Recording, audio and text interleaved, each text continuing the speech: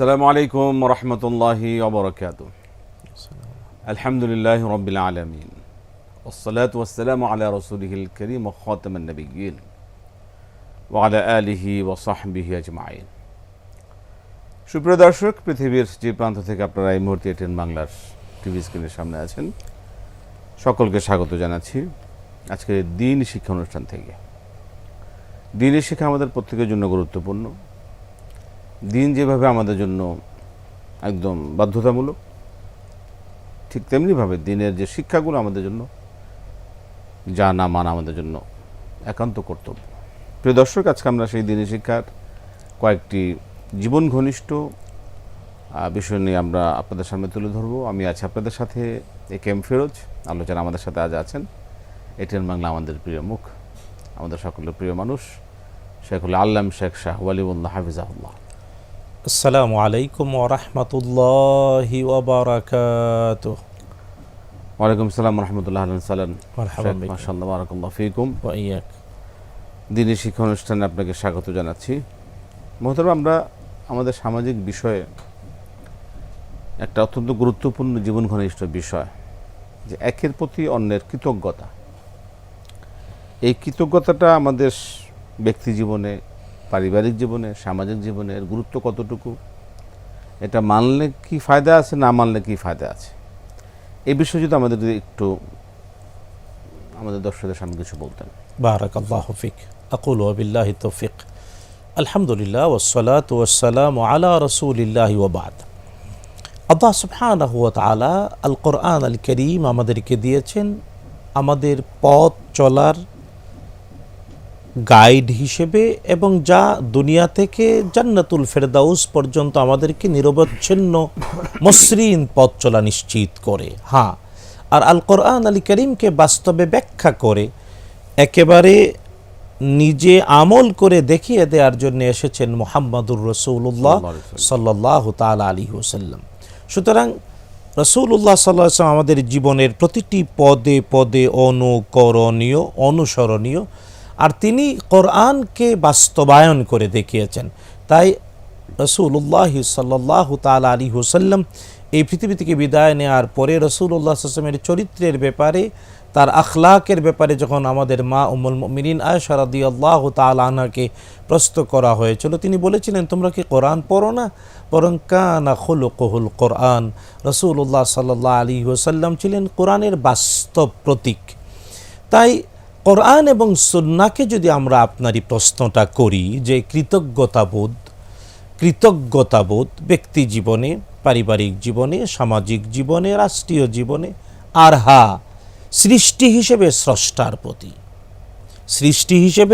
স্রষ্টার প্রতি, তাহলে আমরা দেখতে পাই আল্লাহ সুবহানাহু ওয়া তাআলা আল কোরআন আল কারীমে সূরাত ইব্রাহিমে যিনি আমাদের স্রষ্টা, যিনি আমাদের সৃষ্টি করেছেন, যিনি আমাদের মালিক, যিনি আমাদের কর্তা, যার হাতের মুঠোয় আমাদের জীবন আর মরণ, দুনিয়ার আখিরাত, তিনি স্পষ্ট করে তার শুকরিয়া আদায় করতে আদেশ করেছেন বটে, তবে ফলাফল দিয়ে উদ্বুদ্ধ করেছেন।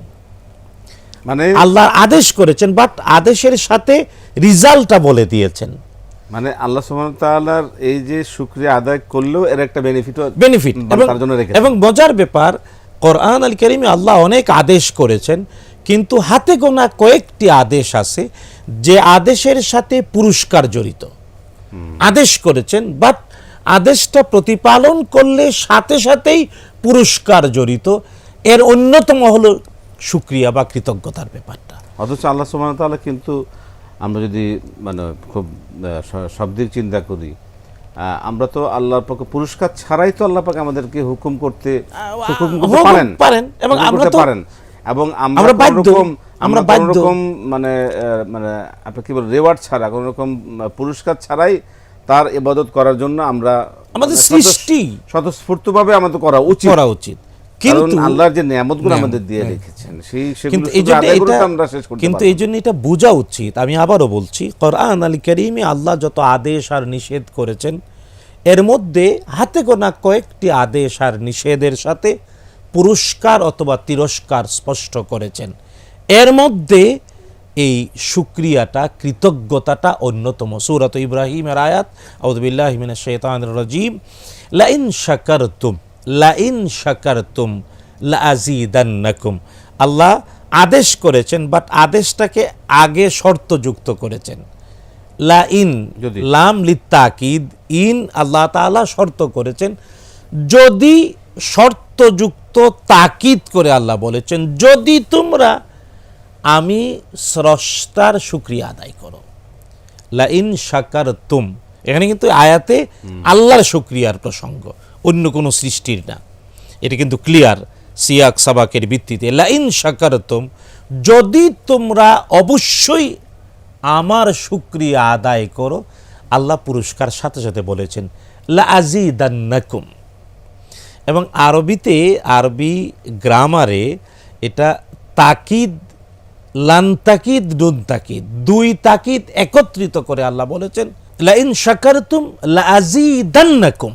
অর্থাৎ লান তাকিদ, নুন তাকিদ দিয়ে অবশ্যই অবশ্যই অবশ্যই নিশ্চয়তা দিয়ে আল্লাহ তাআলা বলেছেন আমি নিয়ামত বৃদ্ধি করে দেব। তার মানে আল্লাহ তাআলার শুকরিয়া যে আদায় করে, আল্লাহ শুকরিয়ার প্রতিদানটা অগ্রিম শর্তযুক্ত করেছেন।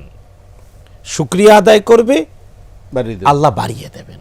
এখন প্রশ্ন হলো, এই বাড়ানোটা কি আমাদের চেতনার, আমাদের চিন্তার বাড়ানো? না, এটা আল্লাহ সুবহানাহু ওয়া তাআলা, তিনি যে মহান, আল্লাহু আকবার, আল্লাহ যে মহান, বৃদ্ধিটাও মহান সত্তার বাস্তবতার ভিত্তিতে।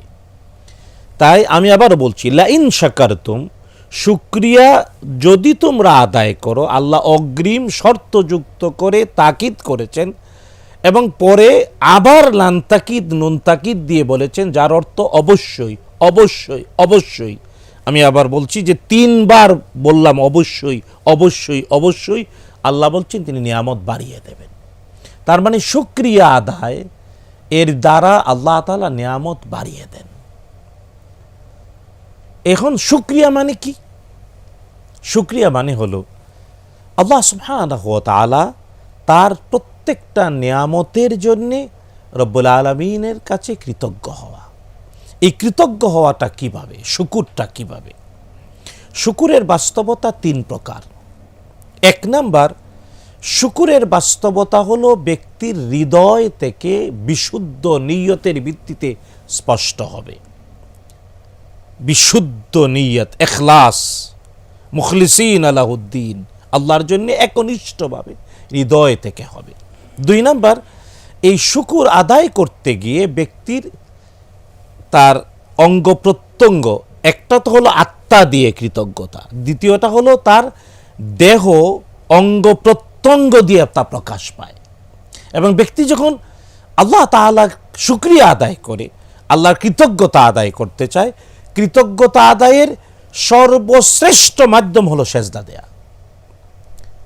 এবং এই সেজদাটা কিন্তু মানে হৃদয়ের বিশুদ্ধ বাস্তবতার দৈহিক প্রমাণ। আর এই জন্যেই সেজদাকে এত গুরুত্ব দেয়া হয়েছে। এবং সেজদা এমন একটি ইবাদত যে একটা মাত্র সেজদা না করার কারণে আজাজিল তথা আমরা যাকে শয়তান বলি, সে চিরন্তন অভিশপ্ত হয়ে গিয়েছে একটা সেজদা না করার কারণে। আমরা আপনার কাছ থেকে স্পষ্ট একটু সুন্দর মেসেজ পেলাম, বা একটা সুন্দর আলোচনা যেটা শুনলাম, যেটা হচ্ছে যে আল্লাহ সুবহানাহু ওয়া তাআলার শুকরিয়া আদায় করার সবচাইতে সর্বোত্তম বিষয় হচ্ছে, মাধ্যম হচ্ছে আল্লাহর কাছে সেজদা লুটিয়ে পড়া। হ্যাঁ, এটা দ্বিতীয়। আমি প্রথম বলছি, প্রথম আত্মার ইখলাস, হৃদয়ের বিশুদ্ধতা, একদম অন্তর থেকে, অন্তরের অন্তঃস্থল থেকে, মানে এখানে কোনো মেকি নাই। 2 নাম্বার হলো মনে প্রাণে আল্লাহ তাআলা, আল্লাহর যে নিয়ামতের বলবে আল্লাহ তুমি দিয়েছো, ওই নিয়ামতের, ওইটার জন্য শব্দের কোনো বাইন্ডিংস নাই। খুশি হওয়া আল্লাহর জন্য, আনন্দিত হওয়া, যে আল্লাহ আমি তোমার প্রতি কৃতজ্ঞ, তৃপ্ত হওয়া আল্লাহর জন্য, তৃপ্ত সন্তুষ্টি হওয়া। এবং দ্বিতীয় বাস্তবতা শুকরিয়া আদায়ের সেজদা দেয়া।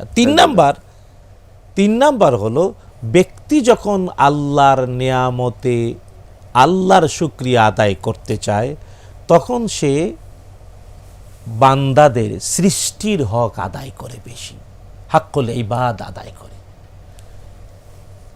আমি আবার বলছি, আল্লাহর শুকরিয়া আদায় করার কোরআন এবং সুন্নায় প্রমাণিত তিনটি ব্যবস্থাপনা। একটা হলো আত্মা থেকে, হৃদয় থেকে, যেটা আল্লাহ ছাড়া কেউ বুঝেন না। আত্মার সম্পর্ক আল্লাহর সাথে, আল্লাহই কেবল সাত আকাশের উপর থেকে আপনার আমার হৃদয়ের পরিচ্ছন্নতা দেখতে পান, আর কেউ বুঝে না। তাই হৃদয়ের পরিচ্ছন্নতা দিয়ে আল্লাহর শুকরিয়া আদায়। 2 নম্বর, দৈহিক বাস্তবতা দিয়ে, এর নাম সেজদা, এবং সেজদা হলো সর্বশ্রেষ্ঠ আল্লাহর শুকরিয়া আদায়ের মাধ্যম। এবং এটার মর্যাদা প্রমাণিত হয়েছে যে একটা সেজদা না করার কারণে আজাজিল চিরন্তন শয়তান আর রাজিম হয়ে গিয়েছে। তাই আমরা যাতে আল্লাহ তাআলার সেজদা দেই দীর্ঘ, রব্বুল আলামিনকে যাতে শুকরিয়া আদায় করি। 3 নম্বর, যারা আল্লাহর শুকরিয়া আদায় করে তারা আল্লাহর সৃষ্টির সেবা করে বেশি। জি, 3টে বিষয় আমরা পেলাম। সেক্ষেত্রে আমরা আল্লাহ সুবহানাহু ওয়া তাআলার শুকরিয়া আদায় করার জন্য মূলত হলো নিজে খুব সন্তুষ্টি হওয়া, আল্লাহর সিদ্ধান্তের, যে কোনো সিদ্ধান্ত আল্লাহ যা দিয়ে আমাকে যতটুকু দিয়েছেন, যাকে যতটুকু সম্পদ দিয়েছেন, যাকে যতটুকু সন্তান দিয়েছেন, তাকে ওটার প্রতি সে সন্তুষ্ট থাকবে। ওটার সন্তুষ্ট আদায়ের জন্য প্রথমত সে ওটাকে মেনে নেবে। মেনেটা হলো তার আত্মার বিষয়, আত্মার বিষয়তে। যেমন তাকে একটা সন্তান দেয়া হলো, আবার সেই সন্তানটা কোনো কারণে আল্লাহ পাক নিয়ে গেলেন, মারা গেল, কিন্তু ওই আল্লাহ সিদ্ধান্তের প্রতি কি হওয়া, সন্তুষ্টি হওয়া, যে আল্লাহ যা করছেন আল্লাহর ফয়সালা। তার অর্থনৈতিক বিভিন্ন সমস্যা আসতে পারে, তার বিপদ আসতে পারে, মুসিবত আসতে পারে, যা যুগে যুগে আমরা আম্বিয়া-কেরামদের ইতিহাস থেকে জানতে পারি। যে কোনো পরিবেশ পরিস্থিতি অবস্থার আলোকে একজন মোমেন, একজন মুসলমান, যে তার স্রষ্টার সিদ্ধান্তের প্রতি কি করা, আনুগত্য প্রদর্শন করা, শুকরিয়া মেনে নেওয়া, এটা একটা শুকরিয়া সবচেয়ে বড় মাধ্যম। এরপরে ওইটাও ভিত্তি করে আল্লাহর লুটিয়ে পড়া, 7 অঙ্গ দিয়ে আল্লাহকে সেজদা করা, সেটা একটা আল্লাহ শুকরিয়ার মাধ্যম। তৃতীয়টা হচ্ছে আল্লাহর সৃষ্টি, আল্লাহর যত সৃষ্টি আছে তাদের সেবা করা, তাদেরকে ভালোবাসা, তাদের হক আদায় করা, তাদের জন্য ব্যয় করা, তাদের জন্য ব্যয় করা, এটা আল্লাহর শুকরিয়া। আল্লাহর শুকরিয়া আদায়ের একটা অন্যতম একটি মাধ্যম। সেই ক্ষেত্রে আল্লাহর রাসূল, আমাদের প্রিয় নবী মুহাম্মদ রাসূলুল্লাহ সাল্লাল্লাহু আলাইহি ওয়াসাল্লামের প্রতি আল্লাহ সুবহানাহু ওয়া তাআলা নিজেই ঘোষণা করেছেন, ইন্নাল্লাহা ওয়া মালাইকাতাহু ইউসাল্লুনা আলান নবী ইয়া আইয়ুহাল্লাযীনা আমানু সাল্লু আলাইহি ওয়া সাল্লিমু তাসলিমা। তা আমরা নবী মুহাম্মদ রাসূলুল্লাহ সাল্লাল্লাহু আলাইহি ওয়াসাল্লামের প্রতি যে দরুদ পাঠ করছি, সেটা কি আল্লাহ রাসূলের প্রতি শুকরিয়া আদায়ের একটি মাধ্যম কি? নিঃসন্দেহে আল্লাহ তাআলা আদেশ করেছেন, এবং আল্লাহর আদেশ পালন করতে গিয়ে নবীজি সাল্লাল্লাহু আলাইহি ওয়াসাল্লামের প্রতি দরুদ পড়াটাও নবীজি সাল্লাল্লাহু আলাইহি ওয়াসাল্লামের প্রতি আমাদের স্বীকৃতি এবং আমাদের শুকরিয়া। দেখুন, আমি কোরআনের আয়াত থেকে আমরা আল্লাহকে চিনেছি, রাসূল সাল্লাল্লাহু আলাইহি ওয়াসাল্লামের মাধ্যমে পেয়েছি, আমরা কোরআন পেয়েছি রাসূল সাল্লাল্লাহু আলাইহি ওয়াসাল্লামের ওসিলায়। তো আমি ওই আয়াতটা শেষ করি। আল্লাহ তাআলা সূরাত ইব্রাহিমের যে আয়াত বলেন, লা ইন শাকারতুম লা আযীদান্নাকুম, পরে কিন্তু আল্লাহ শুকরের বিপরীত শব্দ কি তা বললেন, মানে শুকরিয়া যদি না করে আমরা, শুকরের থেকে আমাদের বাস্তবিক শিক্ষাটা কি হতে পারে? শুকরের বিপরীতটা কি? শুকরের বিপরীত হলো কুফরি। আল্লাহ বলছেন শুকুর, কোরআনের আয়াত, লা ইন শাকারতুম লা আযীদান্নাকুম, এটা তো বললাম। আল্লাহ নেগেটিভটাও, এটা পজিটিভ, নেগেটিভটা বললেন ওয়ালা ইন কাফারতুম, আর যদি তোমরা কুফরি করো, ইন্না আযাবি লাশাদীদ, নিশ্চয়ই আমি আল্লাহর আযাব অত্যন্ত কঠোর এবং ভয়ঙ্কর। তার মানে এখানে হলো 3টা জিনিস। 1 নাম্বার, শুকুর এর সংজ্ঞা, আল্লাহ তাআলা প্রত্যেক জিনিসকে পরিচয় করতে হয় তার বিপরীত দিক থেকে। কুফুর হলো শুকুরের বিপরীত। কুফুর মানে কি? কুফরুন আরবি ভাষার শব্দ, অস্বীকার করা বাংলা অনুবাদ, কিন্তু আসল অর্থ হলো জেনে শুনে স্বেচ্ছায় সজ্ঞানে কোনো জিনিস ঢেকে দেয়া, এর নাম কুফরি। যে কারণে আল কোরআন আল কারীমে আল্লাহ তাআলা আরবি ভাষায় কৃষককে কাফের বলেছেন। কৃষককে কাফের কেন? ফাল্লাহ, মানে আরবিতে ফাল্লাহ, কিন্তু আল্লাহ মানে কৃষক বোঝানোর জন্যে কাফের শব্দ বলেছেন, কারণ কৃষক ওই সত্তা যে মাটি চষে, অর্থাৎ হাল চাষ করে স্বেচ্ছায় সজ্ঞানে বীজকে মাটির নিচে ঢেকে দেয়। এই জন্যে আরবি ভাষায় আবিধানিক অর্থে কৃষককেও কাফের বলা হয়, কারণ সে বীজ মাটির নিচে স্বেচ্ছায় সজ্ঞানে ঢেকে দিচ্ছে। তার মানে কুফরি মানে কি? কোনো জিনিস জেনে শুনে স্বেচ্ছায় সজ্ঞানে ঢেকে দেয়া, এর নাম কুফরি।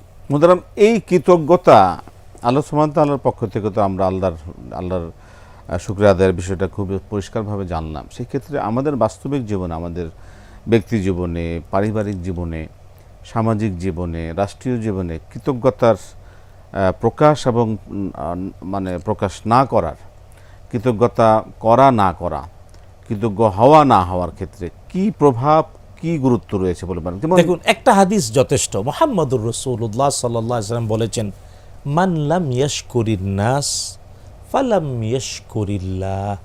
যে মানুষের শুকরিয়া আদায় করে না, সে আল্লাহরও শুকরিয়া আদায় করতে পারে না। চমৎকার। সুতরাং আপনি এখন এই নাস বলতে কি? নাস বলতেই ব্যক্তি, পরিবার, সমাজ, রাষ্ট্রীয়, জাতীয়, আন্তর্জাতিক জীবন, টোটালটা একসাথে নাস, কোরআন এবং হাদিসের ভাষায়। সুতরাং রাসূলুল্লাহ স্পষ্ট করে বললেন, ব্যক্তি তার পরিবারের, তার বাবা মা, তার স্বামী স্ত্রী, তার সন্তান সন্ততি, তার পরিবার, তার স্বজন, তার সমাজ, তার রাষ্ট্র, তার অধীনস্থ কর্মচারী যারা, সবার শুকরিয়া আদায় করে। সকলের জন্য। যতটুকু ভালো ভালো বলবে, যতটুকু ভালো অবশ্যই ভালোকে ভালো বলতে হবে, যতটুকু মন্দ ততটুকু মন্দ। এর নাম শুকরিয়া, স্বীকৃতি দেয়া, স্পষ্ট করা। সুতরাং আজকের সমাজে, আজকের পরিবারে গিয়ে দেখেন, অনেক পরিবার ভেঙ্গে যাচ্ছে। স্বামী তার স্ত্রীর শুকরিয়া আদায় করে না, স্ত্রী তার স্বামীর শুকরিয়া আদায় করে না, সন্তান পিতামাতার শুকরিয়া আদায় করে না, পিতামাতাও সন্তানের শুকরিয়া আদায় করে না, না শুকরি। এগুলার কারণে, এবং সমাজেও তাই, বিশৃঙ্খলা তাই হচ্ছে। তবে হ্যাঁ, এটা আবার উল্টো দিকটাও আছে। অনেকে আবার ভালো কিছু না করেও শুকরিয়া চান, এটা অপরাধ। ভয়ের ছুটে প্রশংসা করে আর পিছনে বদদুয়া করে, এই বাস্তবতাটাও কিন্তু আমাদের সোসাইটিতে আছে। সামাজিক ভারসাম্য রক্ষার জন্য আসলে আপনি খুব সুন্দর বলছিলেন যে আমাদের সামাজিক যে ভারসাম্য রয়েছে এবং পারিবারিক যে ভারসাম্য রয়েছে, এগুলির ক্ষেত্রে শুকরিয়া একটি বড় একটি বিষয়। কীভাবে, আমি যদি ছোট্ট একটা উদাহরণ দিই, আপনি আরও সুন্দর করে বলবেন যে স্বামী স্ত্রীর মধ্যে যে শুকরিয়ার এবং কৃতজ্ঞতার যে বিষয়গুলো রয়েছে, বা সামাজিকভাবে আমরা যেটা দেখে থাকি, আমরা ধরেই নেই যে স্বামীরাই হলো মানে কৃতজ্ঞতা পাওয়ার একমাত্র অধিকারী। স্ত্রীরাও যে অবশ্যই একজন, সেও যে শুকরিয়া পাওয়ার অধিকারী, তাকেও থ্যাঙ্কস জানানো দরকার, তারও যে মানে তিনি যে শুকরিয়া পাওয়ার অধিকারী রয়েছেন। একে অপরের প্রতি এই শুকরিয়া আদায় না করা এবং একে অপরের প্রতি শুকরিয়ার অবহেলা করা, অবজ্ঞা করা ক্ষেত্রে কিন্তু আমাদের সামাজিক বৈষম্য বলেন। শুনুন, আমি যদি কথাটাই আপনাকে বলি, কোরআনকে যদি প্রশ্ন করি, আপনি যে বিষয়টা বললেন যে এক দাম্পত্য জীবনে স্বামী আর স্ত্রী, তাদের পরস্পরের শুকরিয়া কিভাবে আদায় হবে, তাহলে কোরআন আল কারীম আল্লাহ তিনটি জিনিস স্পষ্ট করে দিয়েছেন। এক নাম্বার, আল্লাহ তাআলা বলেছেন স্বামী আর স্ত্রী দুই পরিবারে, দুইটা মা বাবার কাছ থেকে, মানে দুই পরিবার থেকে, দুই বংশ থেকে জন্ম নেয়া, বেড়ে ওঠা, আখদের মাধ্যমে এক ছাদের নিচে এক খাটে থাকে। এরা কারা? আল্লাহ তাআলা স্পষ্ট করে বলেছেন, অমিন আয়াতি, সূরাতুর রুম 30 নম্বর সূরার 21 নম্বর আয়াত, অমিন আয়াতিহি আন খালাকা লাকুম মিন আনফুসিকুম আজওয়াজান লিতাসকুনু ইলাইহা ওয়াজআলা বাইনাকুম মাওয়াদ্দাতান ওয়া রাহমা। আল্লাহ স্পষ্ট করে বললেন, এটা আল্লাহর নিদর্শন, এটা আল্লাহ তাআলার আয়াত। স্বামী আর স্ত্রী দুইজনে একজন। দেখা যায় দুইটা দেখো, আল্লাহ বললেন একজন একজন। আমাদের সাহিত্যে যে অর্ধ অঙ্গ বলে, অর্ধাঙ্গিনী বলে, এটা কোরআন থেকে নেওয়া। সুতরাং স্বামী তার স্ত্রীর কৃতজ্ঞতা আদায় করে, নিজের কৃতজ্ঞতা আদায় করবে হাফ। এই জন্য স্বামী অর্ধেক, স্ত্রী অর্ধেক, দুই অর্ধেক মিলে একজন। তো যদি এই অনুভূতিটা থাকে, তাহলে তো শুকরিয়া, এটা ভাষায় বলে শেষ করা যায় না। আল্লাহ এই বলে শেষ করেন নাই। দ্বিতীয় আরেকটা সূরাতুল বাকারাতে আল্লাহ তাআলা বলছেন, হুন্না লিবাসুল লাকুম ওয়া আনতুম লিবাসুল লাহুন্না। স্বামী হলো স্ত্রীর পোশাক, স্ত্রী হলো স্বামীর পোশাক। আচ্ছা বলেন, এই যে পোশাক আমরা গায়ে দিয়ে বসে আছি, পোশাক সভ্যতার প্রতীক, ভদ্রতার প্রতীক, আমাদেরকে গরম ঠান্ডা থেকে বাঁচায়, সৌন্দর্যের প্রতীক। মানুষ হিসেবে সৃষ্টির সেরা জীব, পোশাক আমাদের জান্নাতি শিল্প আল্লাহ তাআলা নবীগণের মাধ্যমে দুনিয়ায় পাঠিয়েছেন। রব্বুল আলামিন স্বামী আর স্ত্রীকে ওই পোশাক বলে পরিচয় করালেন। অনেক কথা বলা যায়, শুধু এতটুকু বিবেক দিয়ে ধারণ করলে না। আমরা স্বামী স্ত্রীর কথাটা খুব পরিষ্কারভাবে 3 নাম্বার আল্লাহ তাআলা যেটা বলেছেন, আপনি যেটা একটু আগে বললেন, শুধু স্বামী কৃতজ্ঞতা পাওয়ার না, স্ত্রীও, কারণ স্ত্রীর অনেক অবদান। আল্লাহ তাআলা বলেছেন কোরআন আল কারীমে, লা তানসাবিল ফাদলা বাইনাকুম, একজনের প্রতি আরেকজনের অনুগ্রহের কথা ভুলে যেও না।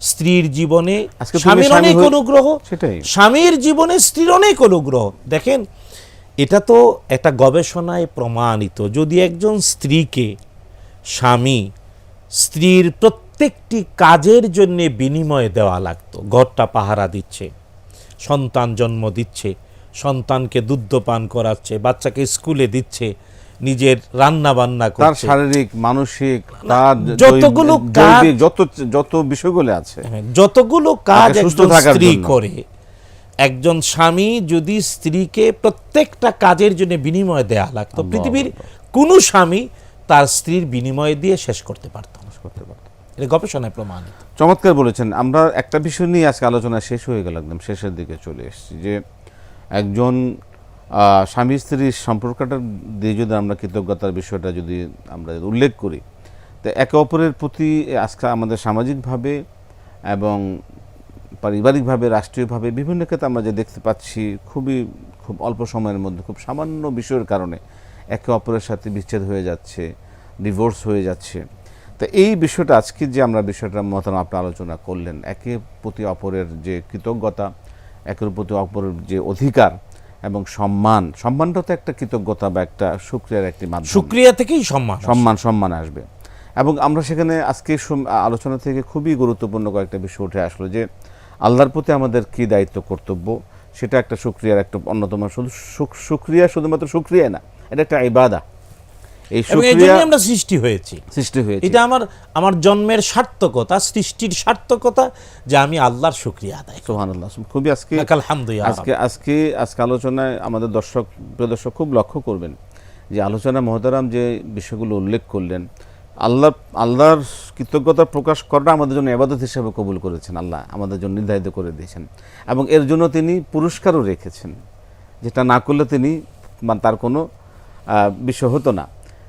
স্বামী স্ত্রীর বিষয়গুলোর ক্ষেত্র আমরা একে অপরের প্রতি যে আপনি যে সুন্দর করে বললেন, একে অপরের প্রতি যে অধিকার, যে কৃতজ্ঞতা, এটাও কিন্তু একটা ইবাদতের পর্যায়ে, একটা ইবাদতের বিষয় আমরা জানি, হাক্কুল ইবাদ। এবং স্বামী স্ত্রীর প্রতি সামাজিক যে বৈষম্য রয়েছে, সামাজিক যে বিশৃঙ্খলা, আমরা শুধুমাত্র এই একটি কৃতজ্ঞতা যদি প্রতিষ্ঠা করতে পারি প্রত্যেকের জীবনে, তাহলে মোহতারাম আমরা মনে করি যে সামাজিক বিশৃঙ্খলা, সামাজিক যে বিচ্ছেদ, এগুলি থেকে অনেক আমরা বেঁচে থাকতে পারবো।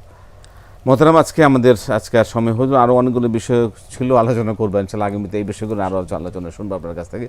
জাযাকাল্লাহ খায়র, বারাকাল্লাহ ফিকুম, হায়াকাল্লাহ। প্রিয় দর্শক, শুনছিলেন যে কৃতজ্ঞতা, শুকরিয়া, ধন্যবাদ, একে অপরের অধিকারকে সম্মান করা, মেনে নেওয়া, স্বীকৃতি দেওয়া, এগুলো আল্লাহর জন্য যেমন আপনার দায়িত্ব, কর্তব্য, ঠিক তেমনিভাবে আপনার ঘরের যে আপনার নিজের স্ত্রী রয়েছে, তার কিন্তু সেটাও আপনার জন্য একটা ইবাদা, সেটাও কিন্তু আপনার জন্য একটা দায়িত্ব, কর্তব্য। এবং সংসারকে সুখে রাখার জন্য, সংসারকে টিকিয়ে রাখার জন্য একে অপরের প্রতি বিষয়গুলো আমরা যদি মেনে চলতে পারি, তাহলে আমাদের সামাজিক বিশৃঙ্খলা বলি, এভাবে প্রত্যেকটি বিষয়ে, সন্তানের প্রতি বাবা মার প্রতি সন্তান, ইনশাল্লাহ এই সকল বিষয় আরও আমরা আগামী কোনো অনুষ্ঠান আলোচনা শুনব। আজকে এই বিষয়গুলো আমরা যদি খেয়াল রাখি, তাহলে ইনশাল্লাহ আমাদের ব্যক্তিগত জীবনে, পারিবারিক জীবনে, সামাজিক জীবনে এবং ইবাদতে সত্যিকারভাবে আমরা আল্লাহ সন্তুষ্ট অর্জন করতে পারবো, সমাজে সুন্দরভাবে আমরা বসবাস করতে পারবো। আল্লাহ কবুল করুন। আগামীতে আরও কোনো বিষয় নিয়ে ইনশাল্লাহ আপনাদের সামনে হাজির হব। আজকে শেষ করছি, বিদায় নিচ্ছি। আসসালামু আলাইকুম ওয়া রাহমাতুল্লাহ।